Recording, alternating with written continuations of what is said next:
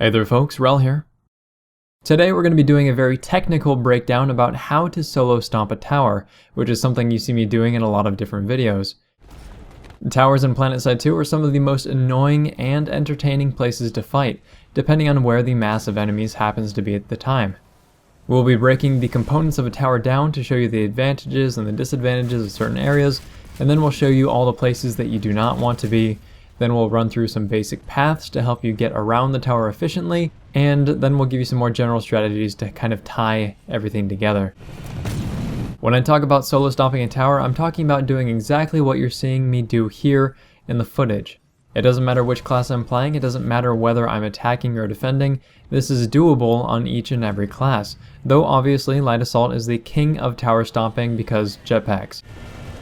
There are three things you need to shoot for in order to be successful at tower stomping. The first is to always stay mobile, take as little damage as possible, and pick smart engagements. The goal is to keep killing enemies and disrupting their defenses until you run out of ammo or die, or both. Knowing the ins and outs of a tower is obviously going to help with this.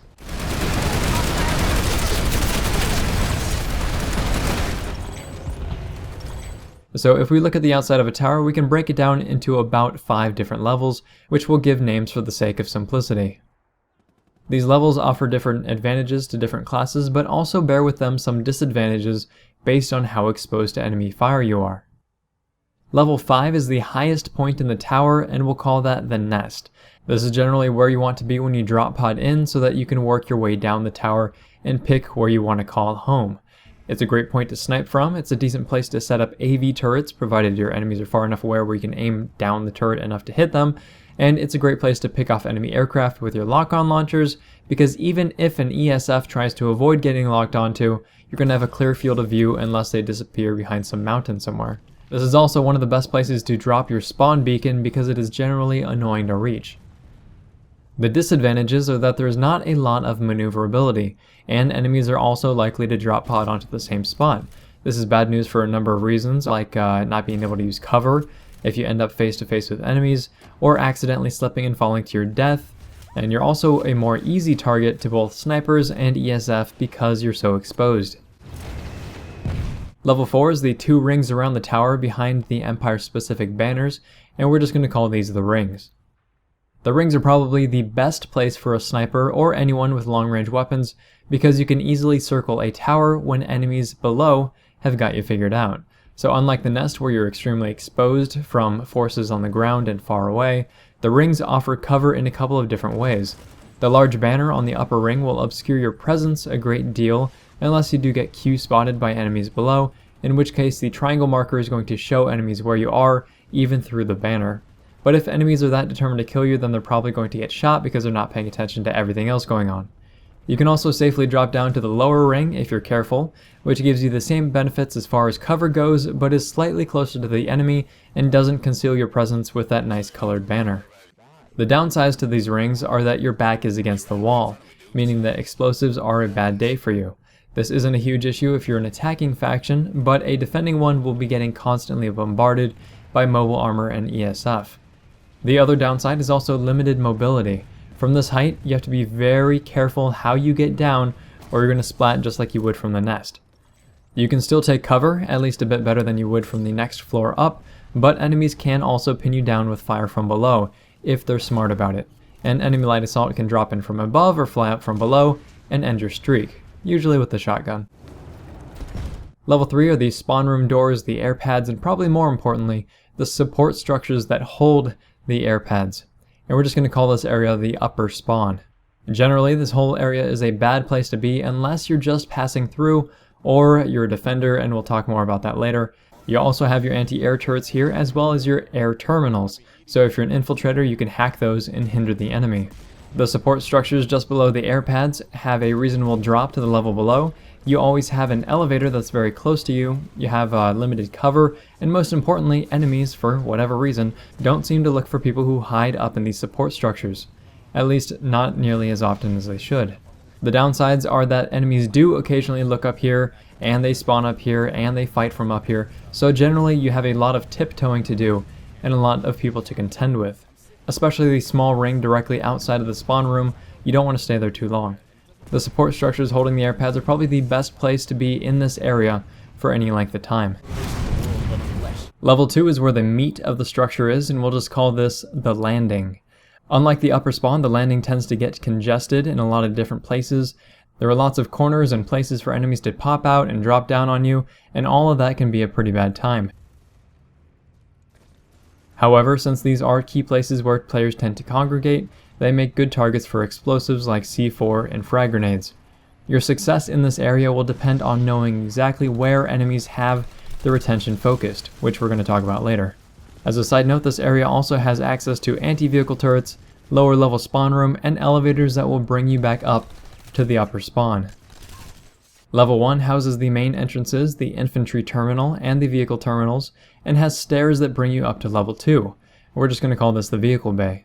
The vehicle bay is the absolute worst place to be if you're an attacker, and probably the best place to be if you're a defender. A lot of the strategy revolves specifically around the stairways and who happens to control them at the time. It's very difficult to make it from the vehicle bay to the landing if you're not a light assault or if you're not dropping in. There just aren't a whole lot of options there for you. So that's the general breakdown of the elements of a tower. Now let's show off some very specific places you do and do not want to be, and then we'll tell you why. If you're on the attacking side and a group of allies are locking down these spawn rooms, then this isn't as big of an issue, as enemies can't really fire out of the spawn room doors, but the narrow walkways and enemies spawning from every orifice makes for bad times, especially if you run into somebody using a shotgun or playing heavy assault. Staying on the outsides of the barriers by following the lip of the walkway is an easy way to evade pursuers and ambush enemies. It's still a transitional area, but it's something that you should be aware of. It's definitely harder to do now that the ledges are sloped, but hanging out above the spawn room doors are an easy way to pick up kills on enemies just running in and out. And since it's more difficult to get to this area and stay there, enemies are even less prone to looking up than they used to be. We'll show you exactly how to stick here a little bit later in the video. This should probably go without saying, but don't hang out on the landing pads. Even wandering out here to kill oblivious enemies is just not worth it. Stay next to the tower where you can be mobile and be covered. The support structures to these landing pads, however, are really nice. If not to hang out and snipe from, though it is definitely viable, they can be used for staging grounds and transitional points as you move through the tower. You have plenty of cover close to the wall, and you have a good vantage point on enemies who won't think to look your way unless they already know you're around. The walls near these support structures are pretty decent as well. You don't want to hang out here for too long because it's so easy to take damage, and it's going to be difficult to get into cover quickly, but provided you're not getting bombarded by enemy tanks, this could be a pretty good vantage point on enemies below, while also offering elevators and additional cover depending on which side of the tower you're on. Don't run through these hallways if you can help it. Enemies can easily pop out and drop you without even breaking a sweat, and they can retreat back into the safety of their spawn room before you can take them out. If you have to go near or through the spawn room hallway, do it very quickly. This open area between the stairwells at the T intersection to the spawn room hallway is a bad area to be as well. If you're on defense, you're likely getting camped by enemies here and at the entrances to the hallways we mentioned earlier, and it's too difficult to keep eyes on each entrance even if you're not. You want to stay in this area for as short a time as you possibly can, either dropping down a level or getting to an elevator. The open areas all along the landing are good places to be, as there's usually boxes and defensive partitions scattered around, and it's wide open and there are elevators not too far off. If you can't reach an elevator, it's pretty easy to drop down a floor without ending up in the vehicle bay, or on ground zero for that matter. This area is where most of the real fighting takes place, regardless of who is attacking and who is defending, and with the aid of elevators, you can manipulate multiple levels of the tower pretty easily. On the backside of the tower where the elevators and spawn room balcony are, there are some opportunities for you. Enemies usually congregate here and are especially oblivious, probably due to how confined the balcony is. You shouldn't be on the balcony itself for too long if you can help it, as that's pretty much butt-slapping range for anyone leaving the spawn room, but you can find perches just above it, or even on the support structures that are located nearby. Anywhere in this openish area beneath and between the staircases on the landing is a bad time. Enemies can pick you off from above and are constantly jumping off of the staircases to get to what's usually point A sitting in the room nearby, also a bad place to be. If you absolutely have to be in this area, say if you're trying to grab control of point A yourself, This corner area where the camera is sitting is opportune as you limit where the enemy can fire on you from, and there are usually crates nearby for cover, and you can exit quickly if need be. And that brings us to the next position, which is this little balcony located right next to point A. This balcony area is very good due to the couple of pillars that can be used to confuse enemies while also providing cover. You can easily jump up a level here if you're a light assault, or jump down to the ground if you absolutely need to. There's also a cleverly hidden ledge here where you can hide from enemies, and rarely, if ever, will pursuing enemies check that location for you. It's a great place to hang out and listen for enemies' footsteps in the adjacent room as well. On a side note, for light assault only, there are also little perches located just outside of point A, which have some usefulness in their own right. Pursuing enemies will have no clue that you're here, and they're a safe place for you to recharge your jump jets. Moving from the balcony around the lower landing area, you want to avoid this section if you can. This is sort of a death alley. It has cover, but no real way to evade enemies, except for forward and back. They'll know exactly where you are, and they're going to be able to take you out easily by just rounding the corner. If you're in this area, you can skirt the outer walkway thanks to that lip that follows the opposite wall, and this makes things a little bit safer for you and can be good for setting up ambushes yourself. This wide open area is great for taking advantage over the fuss that usually happens on this level. There's plenty of room to maneuver, there's pillars, there's partitions, and there's an outer ledge that you can walk on. Most importantly is that you'll have access to where enemies tend to congregate at the doorway at the top of the vehicle bay. So you're going to be able to choose your targets and land some easy grenades. This is a great place to be if you have to stay in one place for any length of time. From a solo perspective, the balcony that overlooks the vehicle bay is decent for taking out enemies near the vehicle and infantry terminals, but this usually isn't a great place to be for too long due to enemies spawning from the spawn room and trying to get down to the vehicle bay. There's not a lot of cover here if you have to react to enemies at close range, so I do suggest using this as a transitional area while soloing, or if you have a firm grasp on where your enemies are actually coming from. And as a side note, I know we're not really talking about this, but this is probably the best place for defenders to congregate, as you can lock off all of the primary entrances to a tower. It's extremely difficult to breach this area without an organized push. This probably goes without saying, but anytime you're on the ground floor or in the vehicle bay, you're going to have a bad day. Enemies have an advantage on you from practically any angle, and it's extremely difficult to scale the tower when defenders are hanging out here. It's usually better to attack the tower from the outside as a light assault, or ditch a vehicle to try to gain you that same verticality. This area near the teleporter pad is bad. I think it goes without saying, but it's usually worse than coming in through the other ground level doorways due to a pain field being in the hallway and enemies constantly teleporting in. So those are all the specific areas that I can think of. Now let's show you some specific paths that you can take to get from place to place. Before I get into that though, I should warn you that we're going to ignore talking about directional influence a whole lot and how to manipulate elevators to get us where we want to go. I did do a video on this sort of thing specifically, so it'd be a good idea to check that out if you have no idea what I'm talking about. When you're camped in a spawn room, provided there aren't any ESF, libs, or tanks shelling the exits, the easiest way, the quickest way to escape with least exposure to camping enemies is to use the fall immunity from the elevator from the spawn room to drop you down into a smart location. In this example, we're going to be using the upper spawn room to get to the support structures and then to the landing below. But we can just as easily drop to the airpad support structure or all the way to the ground if we need to. Fall damage immunity is a big deal when it comes to maneuvering around towers, and touching any type of elevator will grant it to you for 5 to 6 seconds. If you want to distance yourself from the tower as quickly as you possibly can, the quickest way to gain that horizontal distance is by running along the airpad. You need to know which side of the tower is which for this to work, but our goal is to leave the spawn room by using the elevator, exit through the spawn room door, run across the elevator that pushes you up, while also holding the spacebar when we're in the elevator's beam. And this is going to give us some extra height, which is going to allow us to reach the landing pad, and then from there we can easily make it to the end of the pad, jump down within that 5-second window. The spawn balcony is not a good place to be, but if it ever becomes your best option to exit the spawn room, then you want to get somewhere relatively safe as quickly as possible. So just using the elevator without riding it to the top is going to let you reach the back end of the structures supporting the air pad, and it's a good way to find some cover and offer a good position to do some damage from. If your goal is to make it to point A, the quickest way, not necessarily the safest, is to jump off of the railings that line the staircases. Now some of the towers are going to have overhangs that you see here, and either way you want to crouch while you're mid-jump, which is going to tighten up your profile and let you squeeze between that gap.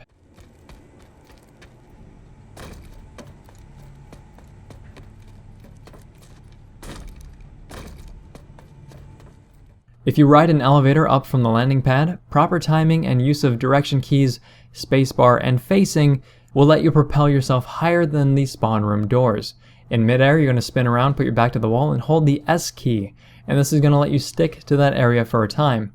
You can do this at different areas, including right above the spawn room door, and it's useful for taking stock of the situation, for avoiding enemies, and for taking out a target as they walk below. If you do end up stuck on the ground floor, the best way to get into an advantageous position is to just blitz the staircase and cross your fingers that you don't die. You can see that as we enter the doorway, I'm using the partition and the railing as cover, which is going to help prevent enemies elsewhere in the vehicle bay from shooting at me. But if there's nothing but infantry around, then you can skirt the wall as well, but using the railing is also going to limit fire coming from the doorway upstairs. And that's due mostly to limiting the angles at which the enemy can see you from. At the top of the staircase, you want to duck toward the back balcony as quickly as possible while hugging the walls to prevent enemy fire. From there, you can double back and you can skirt the ledge of the balcony for a lot of cover, but this depends on your situation. Now those were all just basic examples, but towers are the closest thing you'll find to a playground in PlanetSide 2. You can create paths to many different places in many different ways, and there's almost always a way to both escape enemies and find interesting angles to kill them from. Now that we've shown you some basic paths, let's speak more generally about how to be effective in a tower stomping situation. And very quickly, first I'd like to touch upon loadouts. You generally want weapons with a quick time to kill at close range, so your shotguns, your SMGs, your close quarters carbines. When you're assaulting a tower, so when you're on the offense, I prefer to build for longevity, so I usually want as many healing items as I possibly can, opposed to mines or C4. The more health kits I have, the longer I can disrupt enemy defenses. When you're on offense, enemies are rarely gathered, kind of clustered in areas that you can reach easily. On defense, however, it's a completely different story. Mines and C4 are great for destroying whole groups of enemies, trying to camp the spawn hallways, and capture points and stairwells.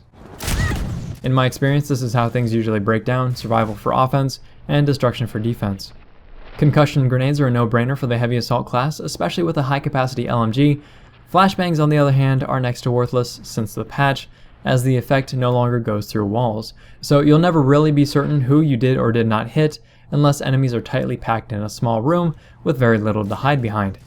I find it's better to just use smoke and a night vision scope for these sorts of situations, and it provides pretty much the same effect for a longer duration. My thanks. EMPs have practically the same problem as flashbangs, as shields will instantly start regenerating for enemies who are EMP'd through walls, but they are much more controllable. Frags, on the other hand, are always a solid choice.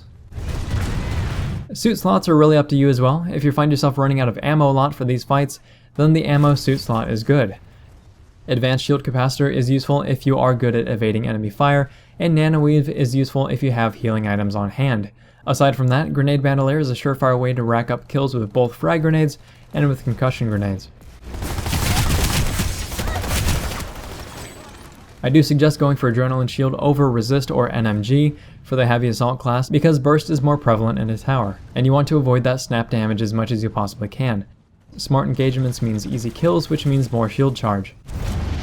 For the light assault, standard jump jets are going to function better than drifters until SOE gives back their horizontal movement speed bonus or implements vertical jumping mechanics, but given that verticality is the name of the game for tower stomping, standard jump jets are probably better either way. And aside from all that, your loadouts are mostly preference. For general strategy though, there are probably some things I could recommend. Engage enemies you know you can kill.